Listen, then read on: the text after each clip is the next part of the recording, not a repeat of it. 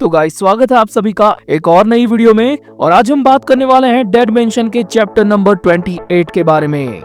पिछले चैप्टर की एंडिंग में हमने देखा था कि छोटा एली जेंग अपने आप को अवेकन कर लेता है और वो भी एनिमल इंस्टिंक्ट के साथ, यहाँ तक कि उसने मेटाडोर पर एक अटैक भी कर दिया होता है। लेकिन अब इस चैप्टर की शुरुआत में हमें दिखाई जाती है गाड़ी जिसके साइड मिरर पर लिखा होता है कि ये एक रशियन वेस्ट रिमूवल कंपनी है और ये वान अभी शॉन की स्कूल से ठीक बाहर खड़ी है और उसके अंदर बैठा एक हट्टा कट्टा बंदा बाकी के बंदों को बताता है 9 का ऑर्डर आ चुका है, अगर कोई भी हमारे रास्ते में आए तो हमें उसका गेम बजा देना है और उस एली जेंग नाम के बच्चे को भी टपकाना है। यानी कि ये सब नॉल के ही हायर किए हुए भाड़े के टट्टू है और इनका काम यहाँ पर मेटाडोर को बैक सपोर्ट प्रोवाइड करना है, क्योंकि नॉल भी अच्छे तरीके से जानता है कि एली जेंग को खत्म करना इतना भी आसान नहीं होने वाला।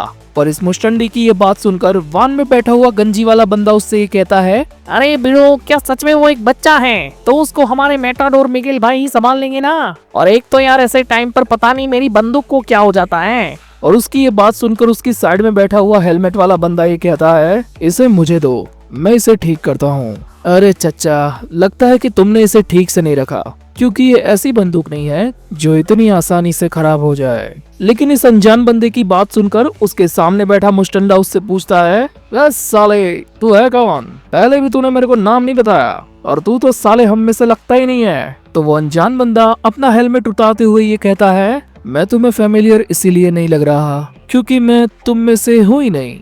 और ये हेलमेट वाला बंदा शॉन ही होता है। रेचल बेचारी ने इसको कहा था कि तू साले क्लास में जा, लेकिन ये अपने अलग ही मिशन पर है। और यहाँ से सीन शिफ्ट होता है और हम देखते हैं एनिमल इंस्टिंक्ट वाले एली जेंग को, जो अपने अटैक्स मार मार कर मेटाडोर की गुद्दी सुझा रहा होता है। और मिगेल दी मेटाडोर उसके अटैक्स से बचते हुए उससे दूर होने की कोशिश करता है और उसके दिमाग में यही बातें चल रही है, आखिर इस बच्चे के साथ अचानक से ये क्या हुआ? ये पहले से बिल्कुल अलग हो चुका है। उसकी ये मूवमेंट्स बिल्कुल भी किसी इंसान की तरह नहीं है, क्योंकि ऐसी लड़ाई सिर्फ और सिर्फ जंगली जानवर किया करते हैं। तो अगर ये सच में एक जानवर बन चुका है तो इससे हारने का तो सवाल ही पैदा नहीं होता। सेनोरिटा रेचल, मैं जानता हूँ कि मेरा ये कहना बेशर्मी होगी, लेकिन अभी के लिए आप जरा साइड पर चुपचाप बैठिए। और अपना मेटाडोर वाला लाल कपड़ा निकालकर वो बोलता है कि अब ये कोई आम लड़ाई नहीं रही, ये जानवर और इंसान के बीच की स्वाभिमान की लड़ाई बन चुकी है। तो एली जेंग, मेरे करीब आओ, मैं तुम्हें दिखाता हूँ कि आखिर असली मेटाडोर कैसे शिकार करता है।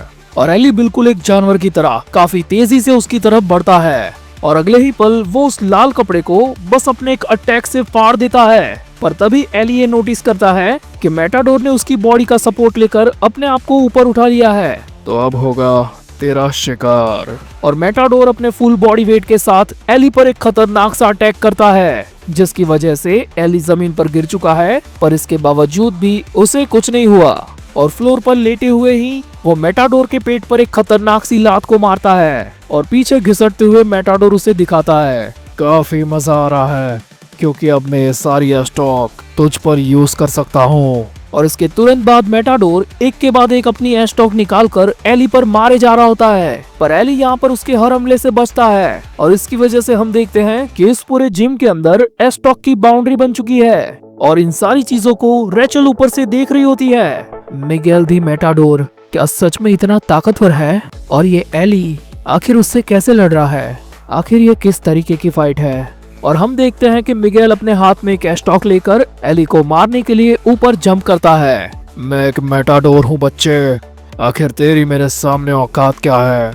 पर इससे पहले कि मेटाडोर कुछ आगे बोलता, एली खड़े खड़े ही उसके मुंह पर एक घुटना बजा देता है। पर इससे मेटाडोर को कोई खास फर्क नहीं पड़ता, उल्टा वो एली के पेट में खतरनाक सी लात मारकर उसे पीछे फेंक देता है और एली सीधा जाकर टकराता है उन सारे एस्टॉक से बनी बाउंड्री से।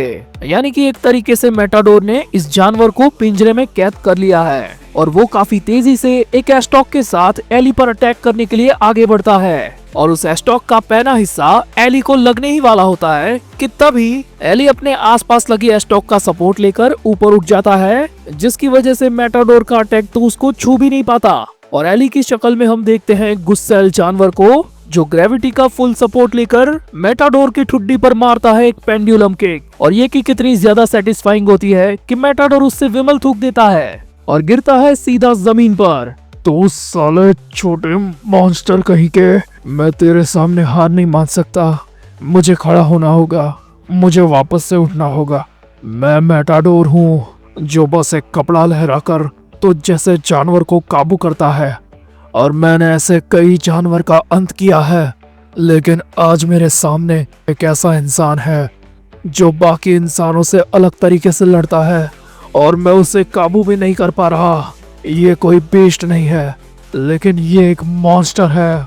और यहाँ पर हमारे साथ साथ मैटाडोर भी देखता है कि उसे एली के ऑरा में साक्षात मॉन्स्टर दिख रहा है। और ये नजारा अपनी आंखों के सामने देखकर भाई के पसीने छूट जाते हैं, और उसे ये पता चल जाता है कि यहाँ पर अब उसकी दाल नहीं गलने वाली। और ये चीज रियलाइज होते ही वो बोलता है, भाड़ में गई इज्जत, साला जिंदा रहा तो और इज्जत कमा लूंगा। और बस इतना बोलकर वो अपनी आखिरी स्टॉक को सीधा अपने पीछे पड़े फायर एंड सेफ्टी सिलेंडर पर दे मारता है, और उस सिलेंडर में छेद होने की वजह से वहाँ पर कोहरा ही कोहरा छा जाता है। और रेचल ऊपर से देखती है कि मैटाडोर उनको डिस्ट्रैक्ट करके वहाँ से भाग चुका है। और अगले ही सीन में हम देखते हैं कि मैटाडोर फुल स्पीड में,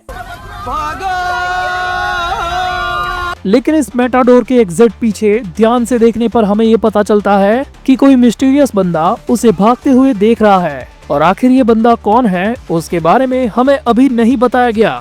वेल, अगले ही सीन में हम देखते हैं कि भगता हुआ मैटाडोर स्कूल के बाहर उसी वान के पास जाता है जिसको इस चैप्टर के स्टार्टिंग में हमने देखा था, और उसके अंदर अभी शॉन है। और मैटाडोर का प्लान यही होता है कि एली को काबू नहीं कर पाए तो कोई बात नहीं, हम उसका शिकारी कर लेंगे। और वान का दरवाजा खोलकर वो सीधा बकने ही लगता है, जल्दी करो सालो, प्लान चेंज हो चुका है, यहाँ साले एक से बढ़ के एक मॉन्स्टर्स है।